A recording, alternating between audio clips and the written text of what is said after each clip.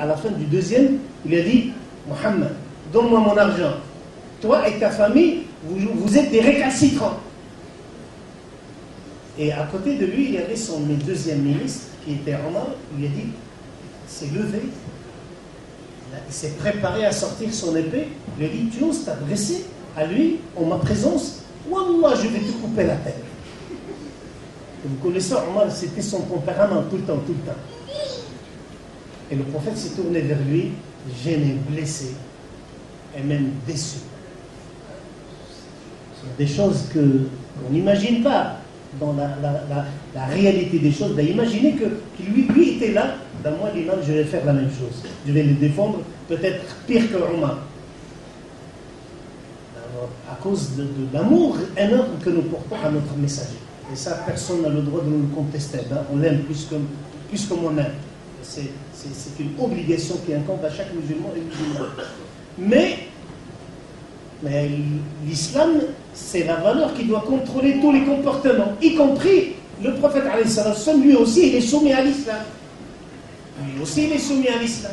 Et il a regardé son élève, son deuxième élève, avec une énorme déception. Il lui a dit le suivant: moi et lui, on avait besoin d'un autre comportement.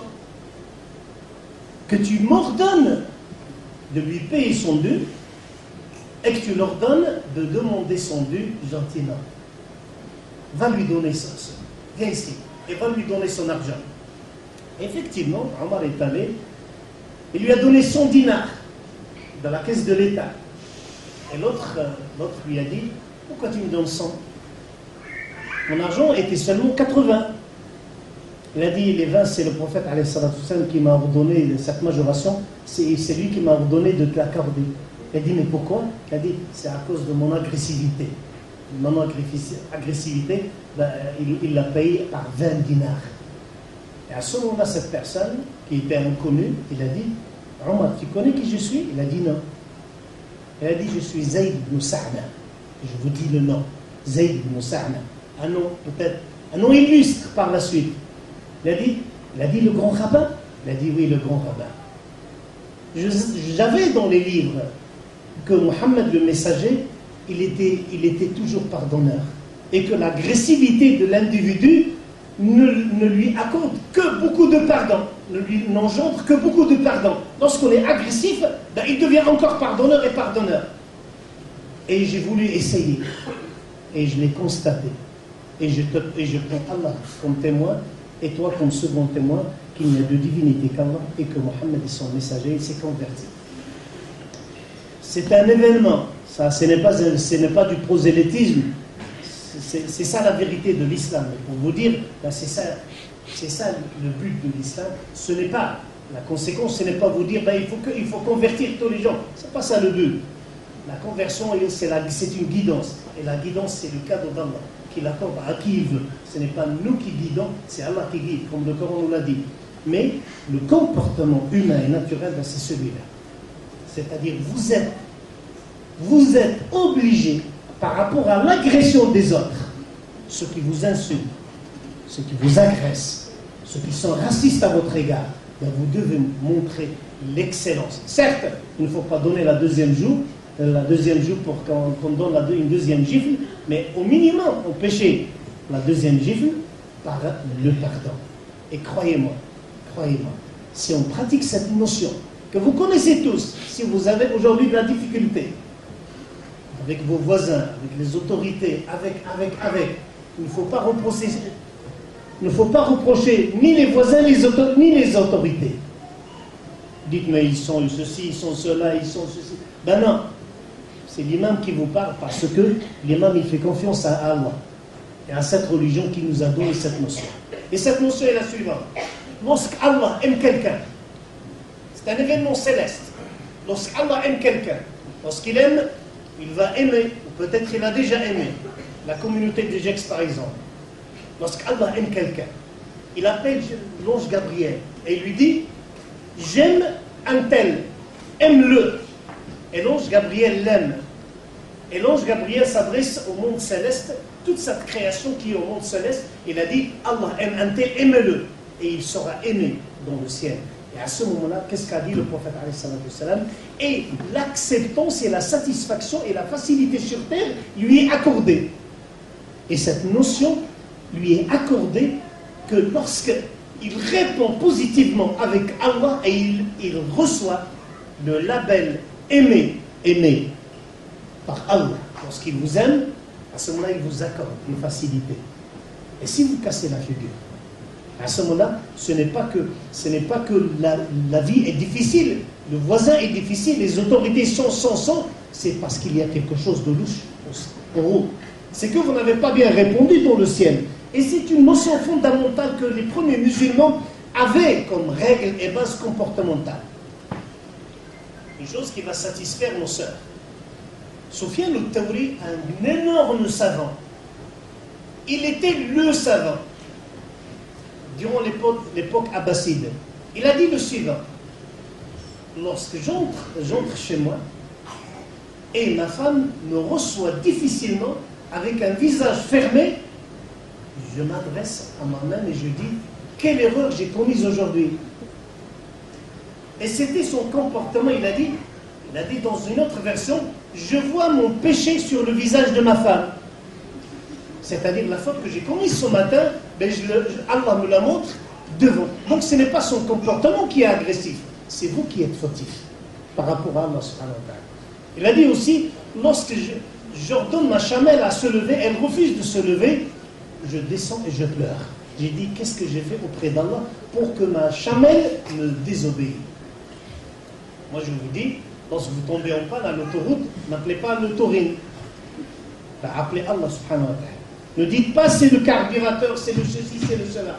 Dites ça c'est mon cœur qui ne marche pas. C'est pour ça Allah m'a emmené cette faille, cette panne devant pour se rappeler. Et c'est une notion que vous connaissez tous.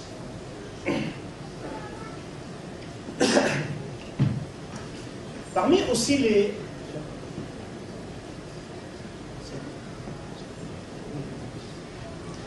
Juste pour vous informer, je suis gêné d'interrompre le cheikh.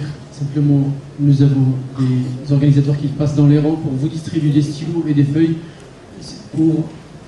Alors, une feuille rouge et une feuille blanche. La blanche, c'est pour la question que vous souhaitez poser au conférencier.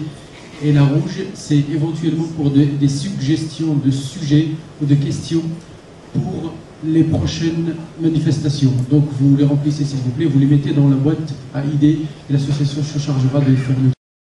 Il y a quelques semaines, dans votre chaîne 24 heures, on a posé cette question à un grand expert parisien. Quel est, si vous avez un peu de barchiche, vous pouvez maintenant commencer. Et on lui a dit quel est le marché prometteur si on a de l'argent à investir. Et cet expert français non musulman, il a dit le suivant: il n'y a que les finances islamiques qui sont actuellement la seule garantie pour vous apporter des dividendes. Tout simplement parce que je crois, moi le musulman, je défends mon fonds de commerce et je vous dis le suivant, que l'islam ce n'est pas une religion. Ça c'est le défaut de la langue de Molière. C'est que le mot religion veut dire, l'histoire de mot religion, l'étymologie de ce mot implique une relation individuelle entre l'être et le Seigneur. Mais l'islam n'est pas une relation verticale. L'islam, c'est une relation verticale, mais aussi une relation horizontale. L'islam aussi, c'est un message qui concerne la société, qui concerne la communauté. C'est pour ça que l'islam s'est imposé comme un projet de vie, de mode de vie, un projet de société au sein tout d'abord de la famille. J'ai parlé de l'individu au sein de la famille, c'est un projet. Et je crois lorsqu'aujourd'hui on nous dit, lorsqu'on nous dit qu'on se marie, je parle de Genève, nos amis, je les suis juste à côté, on se marie 48 000 mariages et on divorce 24 000 divorces. C'est-à-dire une société qui divorce à 50%, c'est grave. C'est très grave. Ça, c'est une grande crise à ce que les hommes sincères de cette société doivent trouver une vraie solution. Malheureusement, ça commence aussi auprès des musulmans. L'islam, c'est un programme divin. Moi, je crois pas. J'étais pas il y a 2000 ans, exactement 2009, j'ai jamais cru que Jésus, fils de Marie, a dit donner à César ce qui appartient à César et donner à Dieu ce qui appartient à Dieu. Moi, je crois que Jésus a dû donner à Dieu ce qui appartient à Dieu, et César lui-même appartient à Dieu, parce que rien n'échappe à la puissance ni au royaume divin. L'islam, c'est une idée, ce n'est pas une idéologie, et c'est une idée qui doit être mise dans la pratique pour nous donner ce bien, cette vie qui est meilleure. Et c'est pour ça, essayez-le. Essayez cette religion. Essayez de vivre cette religion. Ben vous allez trouver et consommer les beautés de cette religion. Le défaut, ce n'est pas nous. Le problème, ce n'est pas notre religion, mais le problème, c'est nous qui n'arrivons pas à donner le meilleur exemple de notre religion. L'islam, dans le projet dans la question de la famille, la perfection dans la famille. Et je donne seulement un exemple au moment des crises. Je donne seulement un petit exemple. Un jour, une des épouses du prophète a offert un plat. Ça, c'est un événement que vous devez, mes sœurs, savoir. Si vous pouvez arriver au même niveau, c'est le souhait, c'est le bonheur. Les hommes ne doivent pas en profiter par la suite, mais avoir un comportement équilibré et juste en conformité à notre religion, là c'est l'essentiel. Une épouse a offert un plat. Et lorsqu'Aïcha, l'épouse préférée du prophète, a vu ce geste, elle a pris ce plat. Imaginez ce bon plat de couscous qu'aiment nos frères maghrébins. Elle, lorsqu'elle a vu ce plat, elle a vu que c'est une défiance à son honneur. Pourquoi l'autre, la concurrente, a osé offrir au prophète durant ma nuitée? Elle a pris ce plat et l'a cassé devant le prophète. Et si c'était moi, d'origine sahraoui, vous savez, les Sahraouis, comme vous dites, sautent les fusibles en l'espace d'un quart de seconde. Imaginez, entre guillemets, un frère algérien. Ils sont connus, machallah, sans blesser aucun frère. Imaginez tout simplement vous qui êtes ici. Que feriez-vous si votre soeur, ici votre épouse, ici a fait ce geste? Elle a cassé le plat. Je crois le minimum, c'est lui lancer les critiques islamiques, et nous sommes les meilleurs à écraser l'autre par ses preuves. Tu as oublié ce que le Coran a dit, tu es une mauvaise épouse, et le prophète a dit, et ainsi de suite. Non, il n'a rien dit, le prophète. Au contraire, elle a été émerveillée, et elle a souri, et elle a dit, votre mère est devenue jalouse. Et il a pris cette nourriture qui était jetée par terre, et il l'a mis en shampoing sur la tête de Aïcha. Il a dit, votre mère est devenue jalouse, votre mère est devenue jalouse. Ça, ce n'est pas une légende, c'est un événement qu'a connu le foyer de notre prophète. Et vous le savez certainement, vous dites que c'est votre modèle. Le modèle, ce n'est pas une prétention. Le modèle est une invitation. C'est une invitation à être comme lui. Vous ne cassez pas de poids. Il ne faut pas casser les plats. Mais si ça arrive, il faut comprendre les faiblesses des femmes, les faiblesses des hommes, les moments de difficulté, et essayer tout d'abord d'être comme Allah subhanahu wa ta'ala et sera pour nous, c'est-à-dire une miséricorde.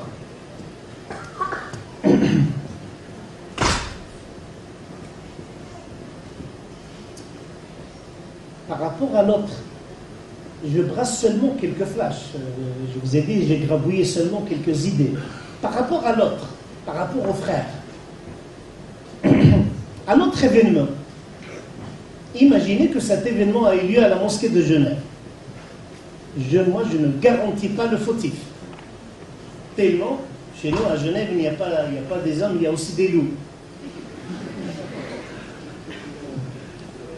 Et des loups plus féroces que le loup. C'est-à-dire, le loup, devant eux, il devient un chat.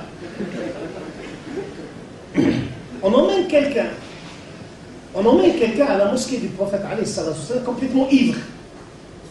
Imaginez un ivre à la mosquée devant l'imam. Wallah, ya latif. Et quelqu'un a insulté cette personne. Et le prophète a dit, mais pourquoi tu l'insultes? Il a dit, tu ne vois pas combien de fois on l'a emmené devant toi ivre? Et le prophète lui dit le suivant, est-ce que tu ignores qu'il aime Allah?